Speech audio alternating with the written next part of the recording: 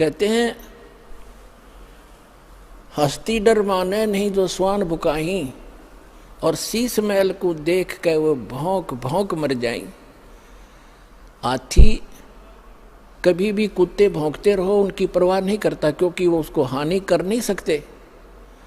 और जो कुत्ते होते हैं वो अपने दोस्त अपने जैसा ही, शीशे के महल में कहीं शीशे का महल बना हो, वो उस दर्पण के अंदर, उस शीशे के अंदर अपनी शक्ल देखकर सामने वाले को एक दुष्ट विरोधी मानकर वो कुत्ता अपनी ही परछाई सामने जो तस्वीर दर्पण में दिखती है उसकी तरफ भागता है भौं भौं करके कि तुझे मार डालूंगा, तू गंदा कैसे आ गया यहाँ पर।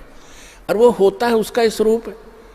तो कहते हैं वो कुत्ता उस शीशे के महल में अपनी ही शक्ल देख देख कर भौंक भौंक के मर जाएगा। इसी प्रकार जो दुष्ट लोग हैं वो अपना गंध साधु संत और भक्तों में अपनी ही परछाई देखा करते हैं। चोर को चोर ही नजर आते हैं, संत को संत ही नजर आते हैं। एक चोर चला गया किसी का, एक चोर किसी शरीफ व्यक्ति के घर पर रुक गया यात्री बनकर।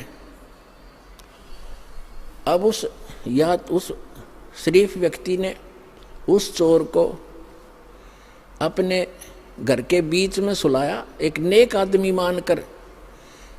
घर वाला सो गया निश्चिंत होकर के, खाना खुना खिला के, और चोर रात्रि में चोरी करके चला गया। अब उस नेक व्यक्ति को, वो स्वयं नेक था, उसको चोर दिखाई नहीं दिया वो, और एक शरीफ व्यक्ति चला गया चोर के घर पे, यात्री रात्रि में रुक गया। अब वो चोर सारी रात जागता रहा कि कहीं ये रात ने तेरी चोरी ना कर ले। और वो शरीफ आदमी खा कर खाना सामने सोया था और सुबह आराम से उठा, और चोर सारी रात जागता रहा कहीं ये रात ने चोरी ना कर ले जा, क्योंकि उस शरीफ व्यक्ति में वो दुष्ट चोर अपनी ही परछाई देख रहा था, अपना ही दोष देख रहा था। तो इसी प्रकार दोस्त हम इस दास का विरोध कर रहे हैं, और उस दास पर जो ऐसे आरोप गंदे लगाए झूठे, वो स्वयं ही ऐसे थे। और पुण्यात्माओं, आप देख रहे हो क्रोथा आश्रम सरकार के पास रहा 7 वर्ष, उसको लुटवा दिया, करोड़ों की संपत्ति भक्तों के दान का नाश करवा दिया, सारा लुटवा दिया। और आज परमात्मा ने हमें क्या दे रखा है। और जो ऐसा बताते हैं, सुनने में आ रहा है कि जो उस परमात्मा के सच्चे स्थल से कोई सामान उठा कर ले गया था, उनका सर्वनाश होने जा रहा है। एक ने बताया कि एक हमारे गांव में उठा कर ले गया था पुलिस वाला, तो उसके पुत्र का विवाह हुआ। वो लड़की ने आकर देखा कि तुम ये चोरी का सामान एक संत के दरबार का उठा कर लाए हो। वो लड़की उनको तलाक दे दिया कि मैं तुम्हारे जैसे दुष्टों के घर पर नहीं आऊंगी।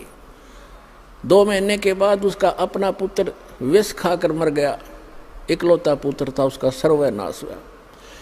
तो पुण्यात्माओं, हम किसी को बद्दुआ नहीं देते, लेकिन भगवान का जो तराजू है वो एररलेस है। मन तू पावेगा अपना किया रे, भोगेगा अपना किया रे। अब जैसे एक बिच्छू दरिया में बहता हुआ आ रहा था, और एक संत भक्त स्नान कर रहा था दरिया में। उसने देखा ये जीव डूबेगा मरेगा, उसने ऐसे हाथ में उठाया, उसको बाहर फेंकना चाहा। बिच्छू ने डंक मारा और पानी में गिर गया। उसने फिर उठाया, उसने फिर डंक मारा और पानी में उछल गया। उसने फिर उठाया, उसने फिर डंक मारा, और कुछ देर में फिर उसने दोनों हाथों से पानी समेत ही उसको पटरी पर फेंक दिया। एक आम व्यक्ति खड़ा खड़ा देख रहा था, कहने लगा, रे भले आदमी, तेरे तो हाथ पर डंक मार रहा है, तू इसको बचाने की चेष्टा कर रहा है, मरने दे, इसको बहने देता। तो संत ने कहा, भक्त ने कहा कि ये अब इसका स्वभाव है ये, और मेरा स्वभाव है ऐसा, हमारा परमार्थ करने का स्वभाव है और बिच्छू का डंक मारने का स्वभाव है। जब ये अपना स्वभाव नहीं छोड़ सकता तो मैं कैसे छोड़ दूं?